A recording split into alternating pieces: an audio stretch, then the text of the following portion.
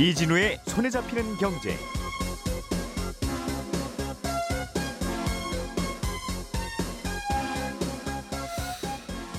안녕하십니까.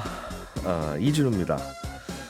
우리나라 공정거래위원회가 중국의 쇼핑 플랫폼 알리익스프레스를 조사하고 있습니다. 알리익스프레스가 소비자 보호 의무 사항을 제대로 이행했는지 면밀하게 살피겠다는 건데, 우리나라 공정거래위원회가 중국의 플랫폼 업체 조사에 나선 것은 이번이 처음입니다. 중국의 거시경제지표가 요즘 계속 관심을 끌고 있죠. 올해 1월과 2월 수출이 예상치를 크게 웃돈 것으로 나타났고요. 우리나라 금융당국이 보험사와 건강보험공단 간에 연계하는 시스템을 만들어서 본인 부담 상한제 환급금을 보험사에게 직접 주는 방안을 추진하고 있다는데, 이게 무슨 이야기인지도 자세하게 좀 들어보겠습니다. 3월 8일 금요일 손에 잡히는 경제 시작합니다.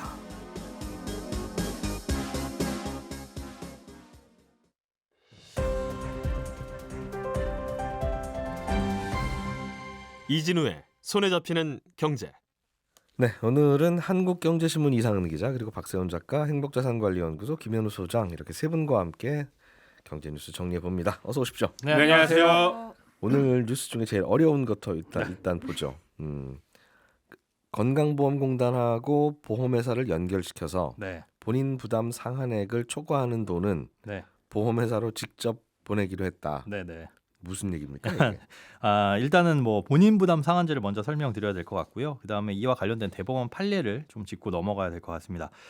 지난 1월 25일에 건강보험 본인 부담금 상한액을 초과한 의료비에 대해선 실손보험을 지급하지 않는 게 맞다라는 취지의 대법원 판결이 있었는데, 이 본인 부담 상한제라는 게 뭐냐? 우리나라 건강보험은 1년간 개인이 건강보험이 적용되는 치료를 받고 일정 금액을 초과해서 병원비를 냈다면 그 초과분은 돌려주는 제도입니다. 그러니까 쉽게 말해서 병원비를 아무리 많이 써도 그 최대치가 소득별로 있다는 건데요. 예를 들어 소득이 아무리 많은 사람이라고 하더라도 병원에 120일을 초과해서 입원할 경우에는 1,050만 원만 본인이 부담하면 되고, 예. 입원이 아니더라도 연간 808만 원까지만 부담하면 나머지는 건강보험공단에서 환급을 해줍니다. 그럼 우리나라 국민은 병원비를 1년에 1,000만 원 이상은 죽어도 안 쓴다. 급여에 대해서.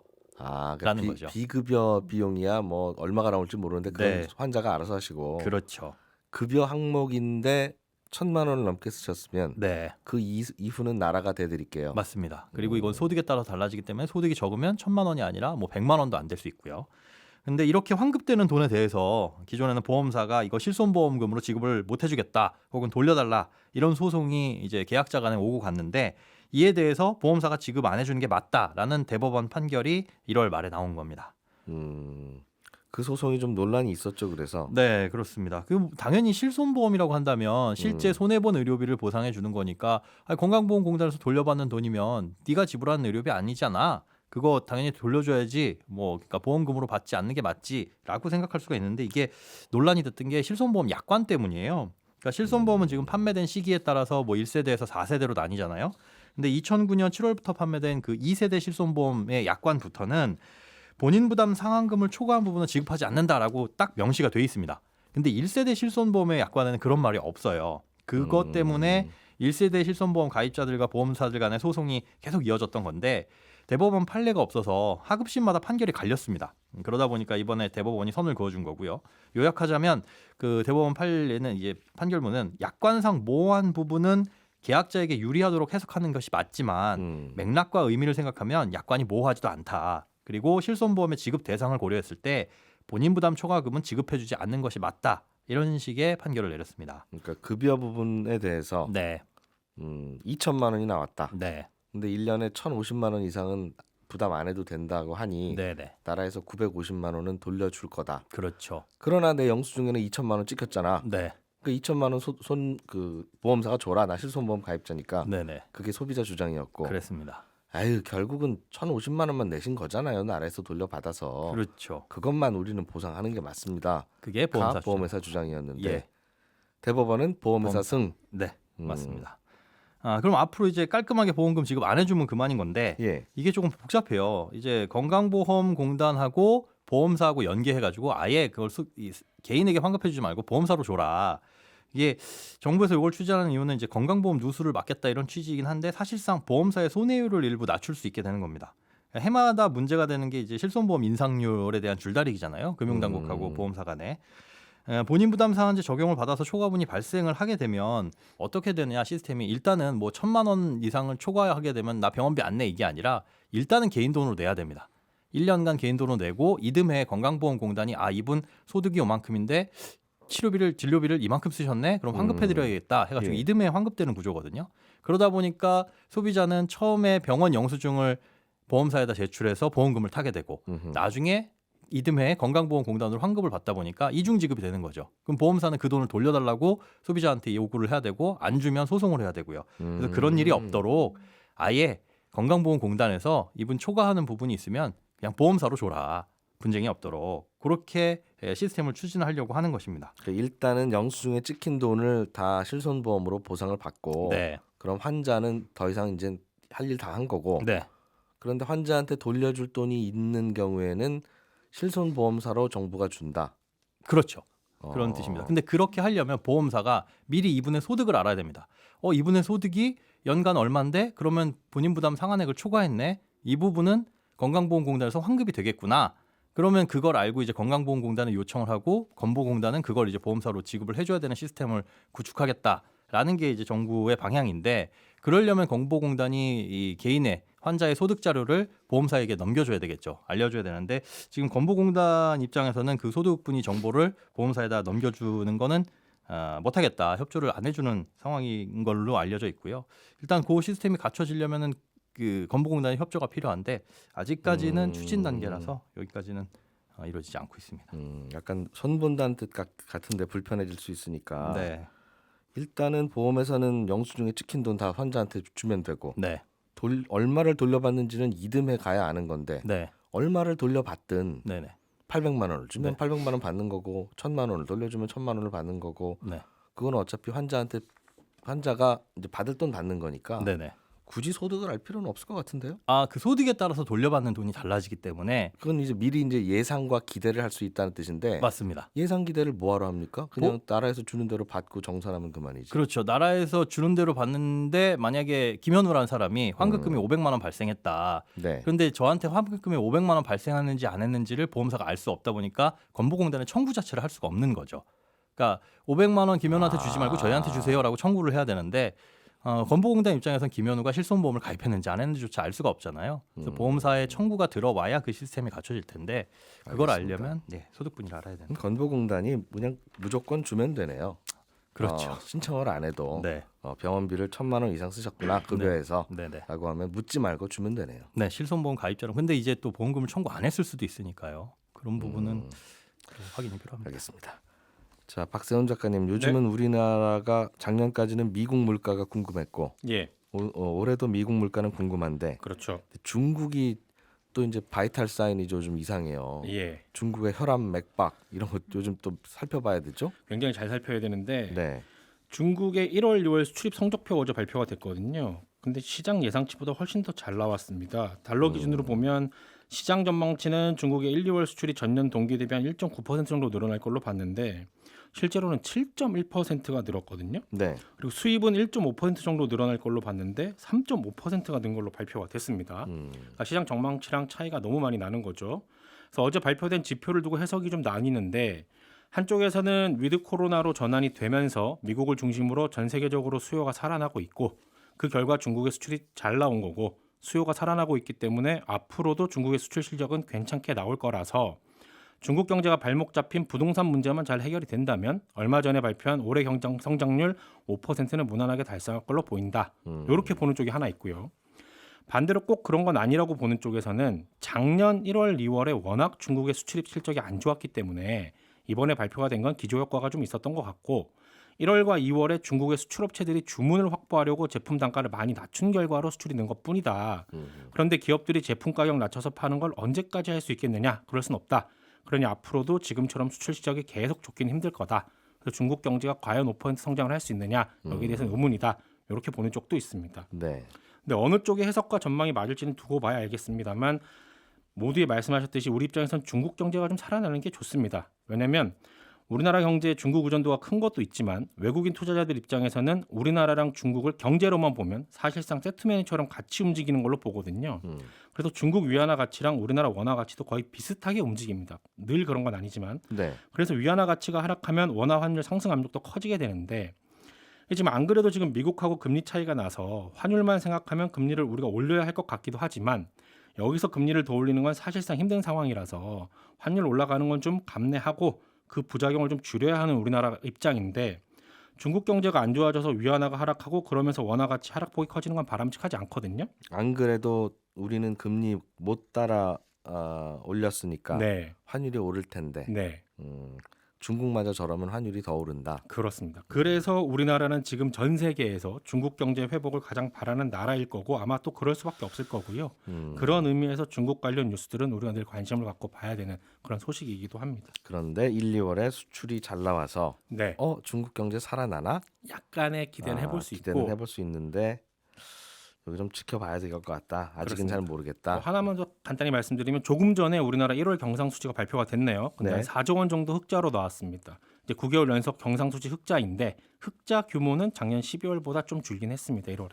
1월 달께 나왔다는 네, 거죠? 1월 될 겁니다. 예. 자, 이상은 기자가 준비해 오신 소식. 알리익스프레스에 대해서 정부가 드디어 손을 좀 보려고 그러는 겁니까? 아니면 어떤 얘기예요? 손을 좀 보겠다는 것으로 해석하면 될 것 같습니다. 공정거래위원회가 지난주에 서울 중구의 알리익스프레스 코리아라는 데가 있는데요. 거기 사무실에 조사관을 보내서 현장 조사를 벌였습니다. 그 현장 조사는 이제 소비자 불만이 굉장히 많은데 너네가 소비자 보호를 제대로 하는지 우리가 좀 살펴봐야 되겠다. 이런 내용의 조사였는데요. 왜냐하면 이제 다들 아시다시피 알리하고 테무 같은 중국 쇼핑 플랫폼이 굉장히 사용자가 많이 늘어나고 있잖아요. 네. 그래서 워낙 싸잖아요. 그리고 하지만 물건의 품질이 복불복이다 이런 불만이 적지 않았는데 받기는 받았지만 상품이 내가 봤던 사진하고 너무 차이 난다. 이건 너무 허접한 거 아니냐? 네. 아니면 뭐 배송 과정에서 부서져서 왔다. 나는 정상품을 받기를 원했지 누가 부서진 거 봤는데 뭐 이런 경우가 굉장히 많다는 거죠. 예. 국내 쇼핑몰들은 이런 게 있으면 반품하면 되고 또 뭐 교환을 신청하면 되고 이렇게 하면 되는데 아니면 환불을 받거나.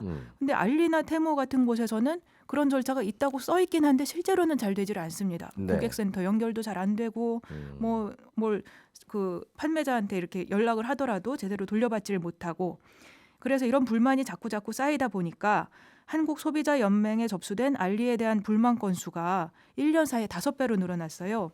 그래서 이런 불만이 워낙 많고 또 국내 유통업체들도 야 얘네들 때문에 우리는 다 죽게 생겼다 이러니까 공정위가 한번 가서 살펴보겠다 했고 이번에 실제로 가서 현장 조사에 들어간 겁니다. 네.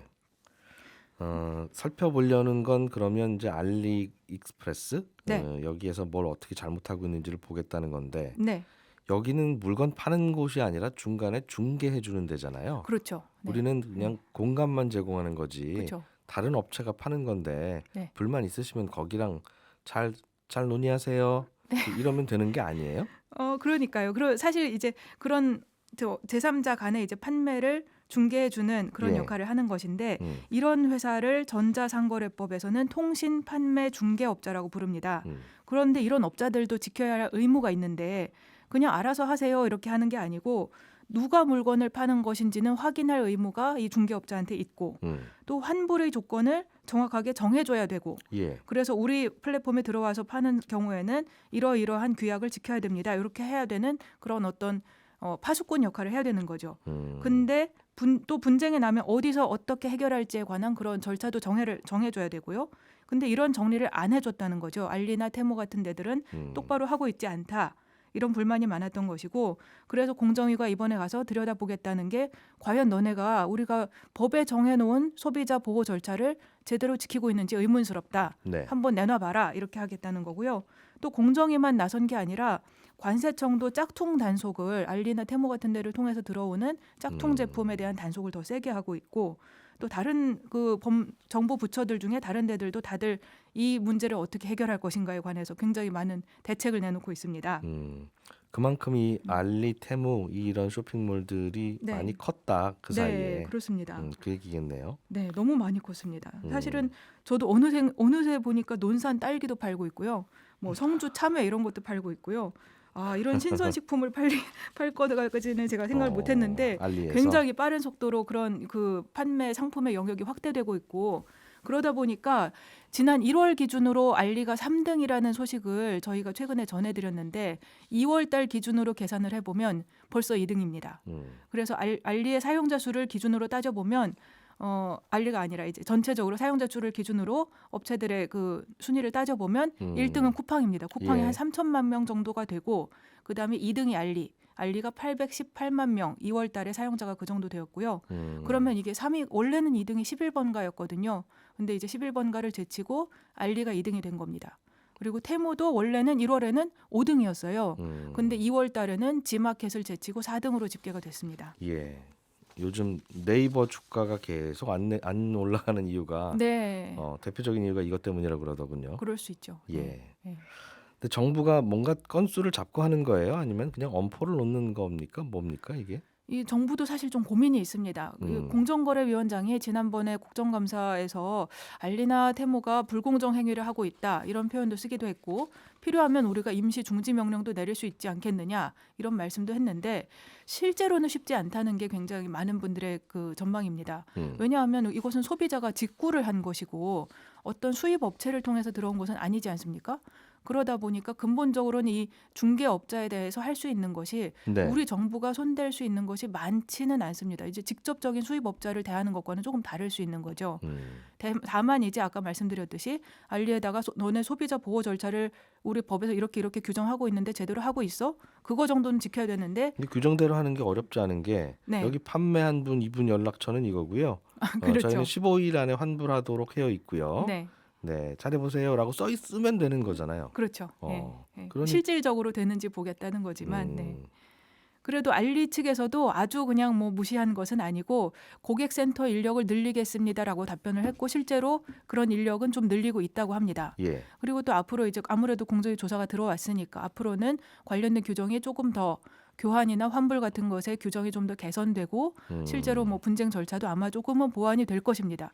하지만 그렇게 한다고 하더라도 말씀드렸듯이 이것이 판매자를 규율하는 것은 아니니까 예. 근본적으로 우리가 문제가 해결될 거라고 기대하기는 조금 어렵죠.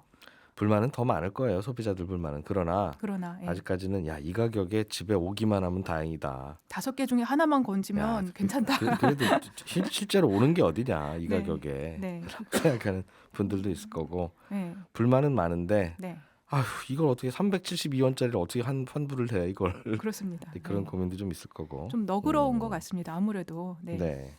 이게 중국에서 직접 날라오는 거예요? 날라오는 그럼요. 게 아니라 네. 배 타고 오는 경우도 있고 그렇다고 합니다만. 네. 네. 어떻게 오든 지금은 이제 대부분의 상품이 중국에서 건너오는 것인데 음.